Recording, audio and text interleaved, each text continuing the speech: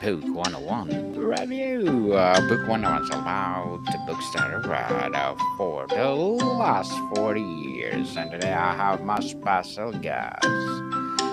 One of his advocacy helping entrepreneurs unlock original business ideas and turn them into revenue. And of course, an author too, and the author of the book Centillion, other than Mr. Robert Gaines. Thank you so much for having me, Daniel. I really appreciate it.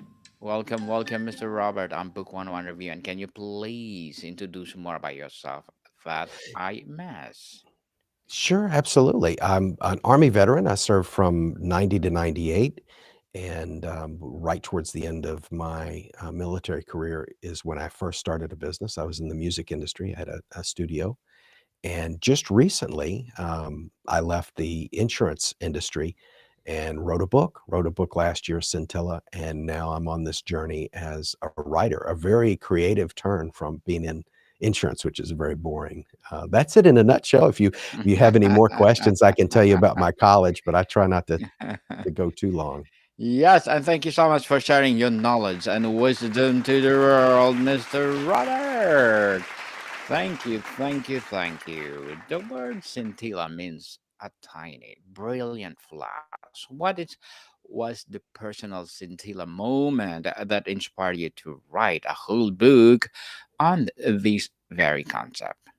Yes, and I love that's part of what I like to get to when I interview people is like, what made you think of that idea, right?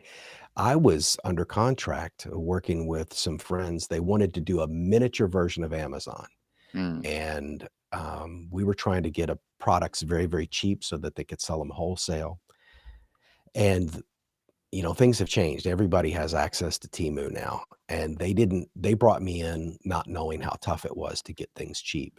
And they realized at one point they're not going to be able to buy enough product to make profit. So they called me in a panic and said, Robert, what about if we start products from scratch? And I said, you mean, from the ground up, like stuff that has never been invented before? I was shocked because I knew that that's a titanic request. And they said, yeah, let's give it a try. And I said, okay, I'll start on this tomorrow. So I do the same thing I do to solve any problem that I don't have a lot of background in. I go get books. Usually if I don't know about something, I'll go get 3 to 5 books on the subject and at least learn the language of that trade or whatever that problem is so that I can ask intelligent questions to experts. So I arm myself first and then I pursue experts. That's usually my method. So I got on Amazon and Barnes and Noble, and I thought, okay, where's a book, how to come up with a business idea? And I kept finding these books about what to do once you have the business idea. But there was nothing out there about how to create that initial idea, how to figure out what you need to do. And to my knowledge, it's still the only book out there that addresses that question. So anyway, I wrote the book for myself. I did all the research. And I thought, this is a book. If this doesn't exist, let's get it out into the world.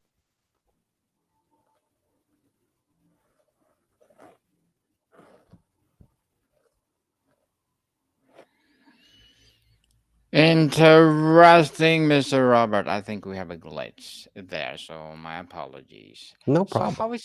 how is your approach to generating ideas fundamentally different from a traditional brainstorming session? Why is Sure, it sure. what is Mhm. the key mindset shift you advocate for? Well, I'm a left brain person. I'm very logical and analytical. So I come up with ideas by data. I scan trends and data and look at all of that. I might do Google keyword searches. That's how I get inspiration. So I'll consume. That's why I read a lot of books. I'll consume a lot of information and then I'll let it sink in and then I'll give it time. I do a lot of pomodoros. As you know, that's Hmm. 25 minutes of intense study and then 5 minutes you just walk away, you go walk outside, and I talk about that in the book. And of course Einstein had those famous walks where he would go and he would have these, after a period of heavy study, he would go out and walk around the lake and he would have these incredible strikes of intuition.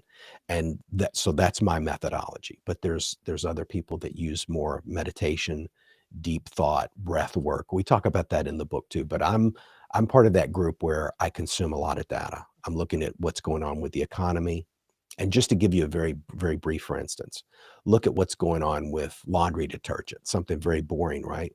5 years ago, if you look at laundry detergent and their advertising, every brand was talking about they can make your shirt more white, they can make your shirt more clean. Well, the economy has changed, so the messaging has changed. So right now, the type of economy we're in at the moment, the messaging is our product helps your shirts last longer because we're in a little bit of a down economy. People are looking to try to save a dollar.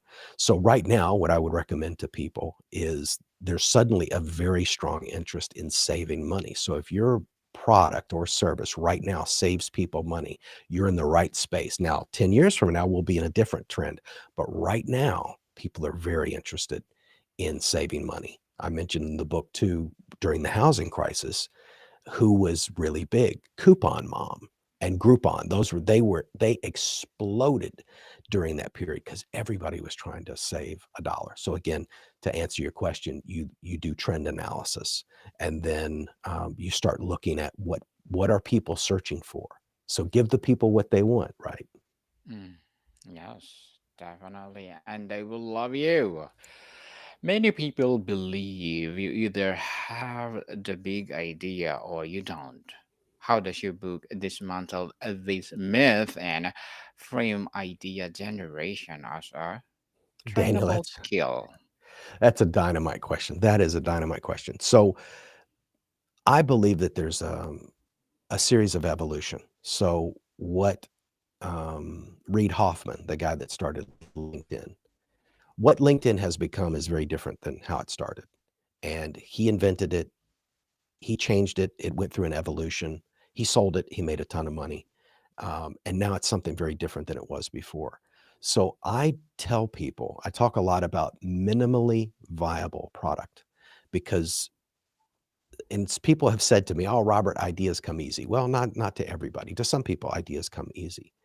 I don't get hung up on the perfect idea. I tell people execution is what separates entrepreneurs from people who are just going to continue to work for X company for the rest of their life. I say get something out there. Get the minimally viable product you can. Just start with something. And then let the public tell you how it needs to evolve. And so I don't think you should try to wait until something is perfect. I think you get something out there, and a lot of entrepreneurs and people that are billionaires now started something different, but then they gravitated towards the thing that became how they got rich. So that's my answer to your question. I'd say do the research, get some influence, start with something, get it out there, and then let the public tell you how that product or service needs to be changed. Or you might jump into an adjacent sector because each time you launch a product or service, just like when I wrote the book last year, I didn't know anything about writing or KDP or even the subject matter itself. So now I have this university degree of how to come up with business ideas in my head, and now I can apply that in other things. So sometimes launching a product is just an initial education for your real win, which might be the third. And you're an author as well. I guarantee you, your third book was probably stronger than your first. So you just continually go through this period of evolution. But the big thing is to get started. And if you get the book, great. If people don't buy it, just get started. The book is a great way to do that. But get in there, get something out there. That's the thing, because you're going to learn the process of Google ads, Facebook ads, how to get your product in front of people. Because once you have the idea, the next question is, how do I get people to buy it? And that's another book for another. Yes. There's actually plenty of books out there that answer that question. Definitely. Marketing is the hardest one, people. Marketing and Mr. Robert, the process and methodology, the ultimate guides framework. Can you walk us through the core framework of your book? Is it the linear process or more of a cynical system for continuous idea generation? The book, I recommend people read the book from cover to cover because there is Mhm. a method laid out there before you. And the middle chapters, and again, I've done so much revision to the book, I have past revisions in my head, but there are 4 chapters that go back to back, and they're in order of OCIC: observation, conversation, investigation. It's so funny, I'm gonna draw a blank here. So as you Mhm, go through OCIC, like one mhm. way that I determine things that are needed is problems that I have. So the book was a solution to a problem that I had. And in the book, I talk about when I go to the local gym, they have a series of things that really need to change to make the customer experience better. So even the O part of the OCIC, the observation, as you move through the world, anytime you have transactional friction where you're unhappy with something like, why doesn't Walmart have this over here? Or why doesn't that should spark an idea because that's an opportunity, something that doesn't exist that should. So that's part of it. And then second is conversation where you're talking to, I encourage people to reach out to leaders in the industry and just ask them.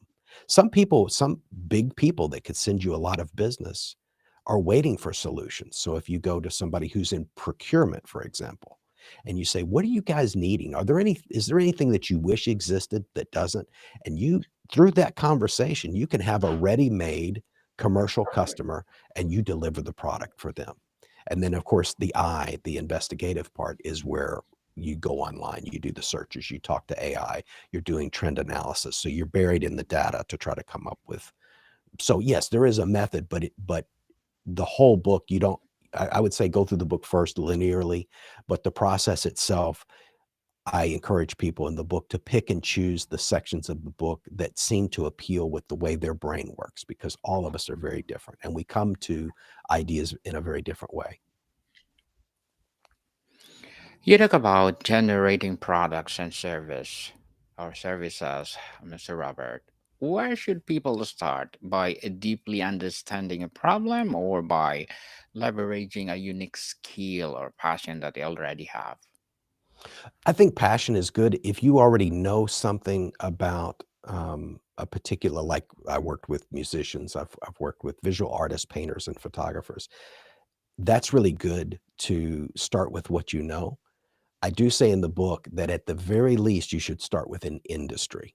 And I would rather personally, if I was consulting with someone, I would tell them you're better off maybe a little outside of your expertise, but working in an industry where you know there is a demand for a particular product. So, just like authors, sometimes authors will write a book to quote unquote pay the bills, or a film director will put a splashy action movie out that they know everybody's going to go to. And then the next movie they do is the documentary, the story that they really think needs to be told. And I think you can approach products and services the same way. So I would say you've got to make money, right? So you want to do that trend analysis and find out what's actually going to work. And it might be something outside of your comfort zone that you're going to have to learn a whole lot about. But there's nothing wrong with starting. If you're a musician, if you're a welder and you think, man, we really need this product, it's okay to stay with what you know. But you always want to be looking at those trends and looking at the nose of that football, so to speak, and be right when things are sparking. It's like AI now. Everybody's an AI consultant, everybody. So we're at the top of that trend. Like it's a red ocean of competition. You want to be in that place where there's no competition at all, if possible. Mr. Robert, what are the most common friction points that stop good ideas dead in their tracks? And what is your specific strategies for overcoming them? For overcoming the what type of obstacles?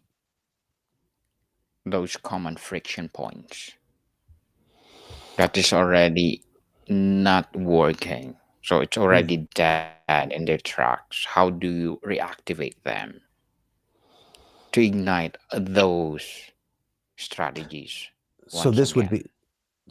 be you've gone through an experience and you've noticed friction in a particular transaction. How do you go from there to creating a product? Is that what you mean? I just want to make sure I'm Mhm. answering the question properly. Yes, definitely, yes. So there are things, the big thing is to separate the idea, because there are some great ideas and I've been pitched some great ideas, but it has to be an idea that solves a problem that people are willing to pay for. So if you're experiencing if you're experiencing friction in a particular situation, the number one thing to figure out is to come up with how you're going to solve that problem. What is the cost to deliver that solution? And does anybody want to pay for it? And you have to be very careful, because even if you kind of poll the audience and ask people, would you be willing to pay for XYZ? A lot of people that say that actually at the end of the day won't pay. So a lot of authors have said over the years that people want their pain removed, or they want to be given pleasure. Look at TikTok, look at how wild everybody, and that I don't think there's very much information there in TikTok, but it gives pleasure. It's like it gives that massive hit of dopamine, and people are willing to spend a ton of time on it, and it's very addictive. Yes. And I hate to say this part, because I do talk about it in the book. If you have to choose between the two, between taking away pain and giving pleasure, there's actually more money in giving pleasure. I, I wish everybody was like me, that was into the serious business stuff and solving problems and Mhm. helping people. But if you want to be profitable, you want to give pleasure. That's the big thing. Taking away pain, there's a lot of money in that too. But if you have a way to get to entertain and give pleasure, like right now with what's going on in the economy, and I'll give you just a very quick example. And this was a conversation I had with an entrepreneur very recently. Because of the economic pressures, there was a big report that came out a couple of days ago, and in the book, I talk about keeping your eye on the news, because they're telling you what's going on. They're telling you what trends are changing, and changing trends are opportunities. When an industry takes a big hit, that's an opportunity. When an industry is exploding, that's an opportunity. So right now, the stats are showing that people are not going out to eat dinner. It's unreal how far it's dropped off. It's historic. I don't think the last time we've had this many people like not decide not to go out was 9/11, because everybody was scared and we didn't know what was going on. But um, so this is being economically driven. Before it was a terrorist attack, and then this time it's because people just don't have the money, and restaurant food has shot through the roof. If if there's a restaurant owner out there right now listening to this, how you save your business. So in the book, I don't just talk about coming up with something new. The book is also geared towards current entrepreneurs trying to add other products to their store, so to speak. And restaurants are struggling right now. If you're willing to provide entertainment at that restaurant, because it used to be dinner and a movie, Daniel, but nobody Mhm. has enough money for the parking at the parking at the theater, the popcorn, and then dinner after or before. I mean, we're talking a couple of $100. This was Yes. $30 a few years ago. So people just aren't leaving their house. They're getting DoorDash and they're watching Netflix. If you're a Mhm. restaurant and you're struggling, you have to introduce an entertainment component. That way, the husband can say to the wife, honey, let's go down to Marty's. He's got a magician tonight, or they've got live music, or they're going to have a dinner mystery theater, or they're going to have. So restaurants right now, especially right now, is the moment to get creative with your restaurant, and you'll keep those customers, and you'll watch all of those other restaurants around you close, which is unfortunate, but you'll survive. But people don't just want food right now. They want food and to be entertained, and they'll get off the couch for that, because DoorDash is not going to entertain them. So that's just one way how to use that, use the trend analysis. Definitely. Yeah, and honey, let's listen book one wonder review, miss, because the guest is Mr. Robert Gaines, the author of Scintilla. So the late Steve Jobs famously talk about connecting experiences.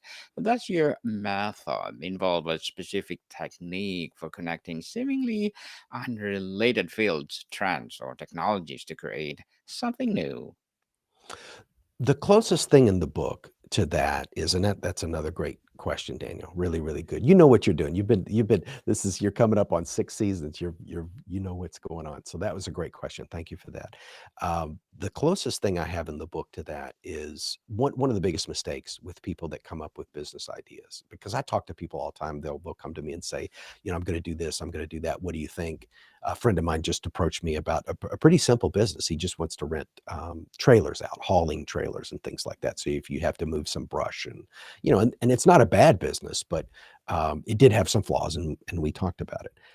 But in that business that he brought to me, which is, I'd say 9 out of 10 businesses that get brought to me either to be pitched or just to get my opinion on, they're competition-based businesses. In other words, they're gonna go up against the trailer place down the road.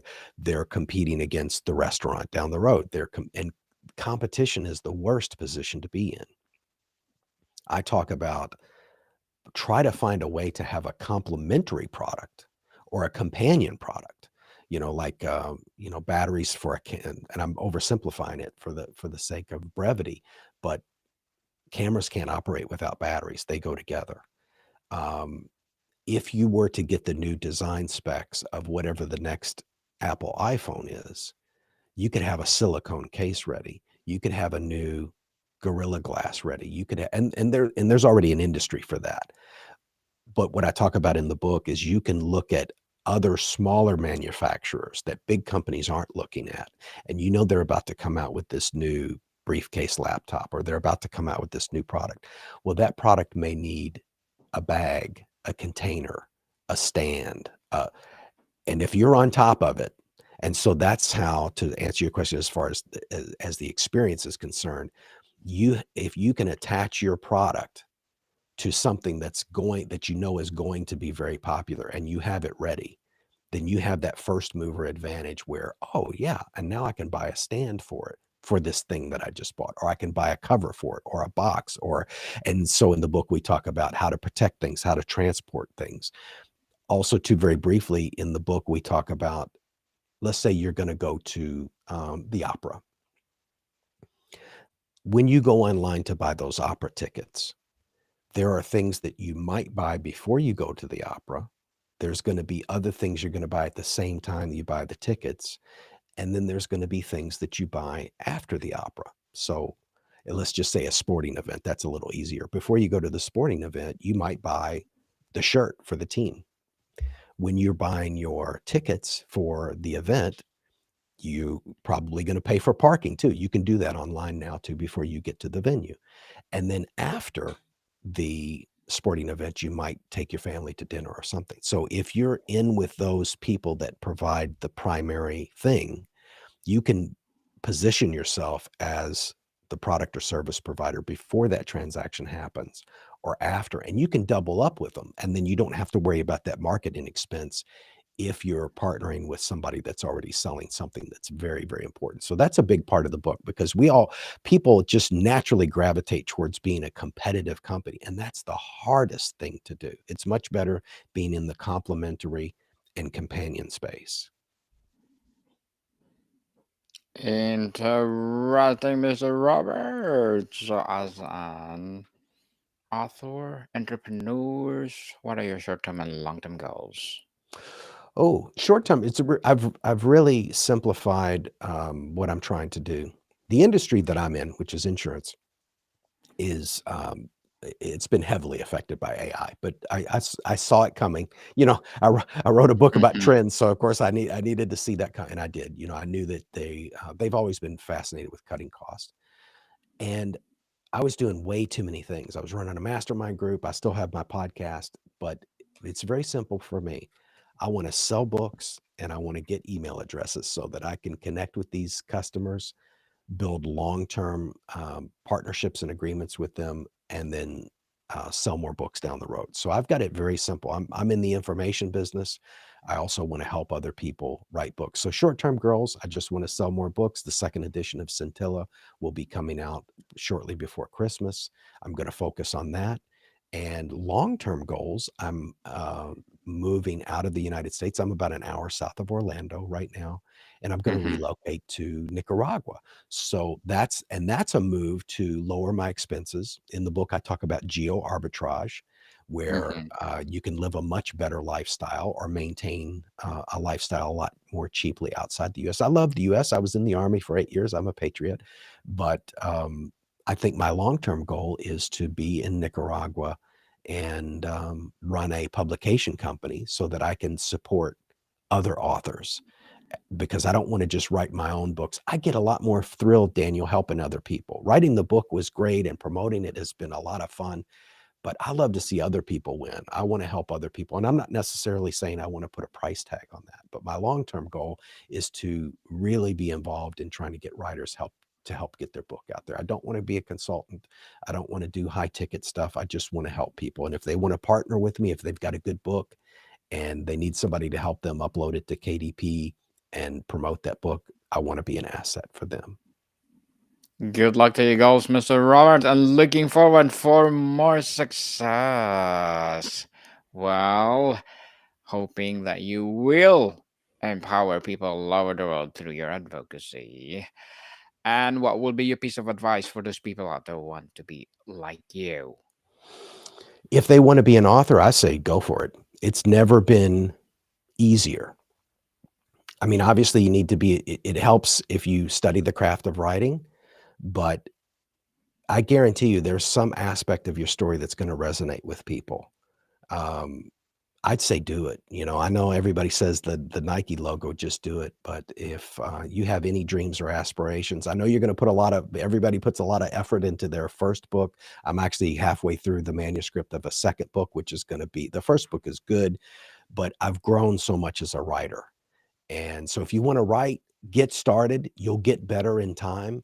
I mean, look at you, Daniel. My goodness, I saw your Audible and Amazon page. You're a very prolific author. People should take tips from you on that because you've got that figured Thank out you. for sure. But I would say, and I'm sure you would agree with me, Daniel, just get started. Your writing will get Yes. better. Your ability to promote yourself will get better, and help other people along the way because you can't do it alone. You need good people. When you invited me to your podcast, which I appreciate very much, I immediately became a subscriber. I followed you on Facebook because I understand the power of that reciprocity and mutual support. So thank you so much, Daniel. And if your listeners also do that, because most people just want to promote what they're doing and they don't think about helping other people, you've got to really be good with the give and take and reciprocity and help a lot of people before the help will come back to you. So if you put out a lot of effort, it will come back to you in a very positive way. Yes, definitely. Let's empower people all over the world through our advocacy, Mr. Robert. And can you please recommend a book or books that influence your journey? The big one is Daniel Martell's Buy Back Your Time. That changed everything for me. There are a lot of great books, but I mention I mention that book every other podcast episode that I have on mine. It's that good. It where you would need to be on your journey for that book to hit really hard is if you're an entrepreneur and you're really overwhelmed and you're the social media guy and you're also having to do whatever if you're pulling your hair out and you're not sure what to do, um, even my family, the family business, which I'm the youngest son, so I wasn't part of the family business. If they had that book 20 years ago, it would have changed everything. Dan Martell is a great guy. He's in the service as a software industry, and I follow him on socials. And yeah, he's a great guy. It's a great book. Buy Back Your Time. And next would be Joe Polish's What's in It for Them. And it's think of it as the modern version of How to Win Friends and Influence People, Daniel. It's much more written for a modern audience, and you have to give, you have to help people. If you're on social media and you don't understand why people aren't clicking and liking on your stuff, it's probably because you're not clicking and liking on other people's stuff. So, that book really explains how to be a good citizen. So, yeah, if you're confounded, then of course, I know you've got it figured out, Daniel. You've got like your LinkedIn is massive, so you've paid it forward, and that's why people love you. And I'm just grateful you gave me time to sit with you. Yes, and thank you so much, Mr. Robert. Likewise, for being part on Book 101 Review. And before we wrap up our discussion for today, I'm inviting you to please do listen to my other podcast, people. My other podcast, because my abstract essay is already in fifth season. Abstract poetry in second season. I'm a Book 101 Review in fifth season too. Comedy 101 in second season. I'm a Food 101 in fifth season as well. Geography 101. Love Letters, Movie 101 Review, Music 101, our fourth season, Science 101, Sex 101 in second season, a Baby Podcast, Law 101, Mental Health 101, and Bible Verses 101. Please listen to them. wherever you listen your podcast. So, Mr. Robert, if someone is listening right now, feeling stuck but intrigued, what is one small, non-intimidating first step they should take today to start drafting their own corporate escape plan? I would say reach out to me on social media. I'm not a consultant. It's free. I want to help you on your journey. That's one thing they can do. I'll also reach out to other thought leaders on social media because family and friends are great, but sometimes they don't understand the entrepreneur journey. So I would say if somebody's stuck, talk to another entrepreneur. Talk to somebody who's just one step further ahead than you are, because that's the perfect person to talk to, because 6 months earlier, they just solved the problem that you're going through now. If you go talk to a billionaire, they've forgotten what it's like to be at your level and to struggle and to have to eat a tuna fish sandwich every day. I know what that's like. So find somebody who's just one step further ahead than you. And I love LinkedIn. It's my new favorite place. And people have been so gracious and so helpful to me. Never be afraid to ask for help. So if you're stuck, get on social media, reach out to me, reach out to Daniel, because I can tell already he's a great guy and he wants you to succeed too. So reach out to somebody. There's Yes. so many people ready to help. Yes, it's priceless if you help other people. It will return to you. So, Mr. Robert Gaines, so thank you so much for sharing your knowledge and wisdom to the world. So, can you please invite our listeners to support your book, your advocacy, or whatever projects that you're doing right now? Thank you. Thank you. So, where do people can buy your book, Mr. Robert? Yes, Or yes, people of can course. reach you? Best place is LinkedIn. Of course, my name is Robert Gaines. I also run the Free Time Mastermind podcast on YouTube. I'm not on Apple Podcasts. I'm exclusively on YouTube. And right now, I'm going live about every other day. So I do Mm-hmm. Q&As. Even if I have a topic, you can jump on and ask a question. I'm happy to help. Like I said, I don't charge fees as a consultant. I just want to help. But Scintilla is on Amazon, and the audiobook is, of course, on Audible, which is also owned by Amazon. Yes, people will support Mr. Robert Gaines because if you support him, for sure, more and more empowering scintilla will arise. So, Mr. Robert, thank you so much for your time. Thank you, Daniel. It was my pleasure. More to come, people. See you soon.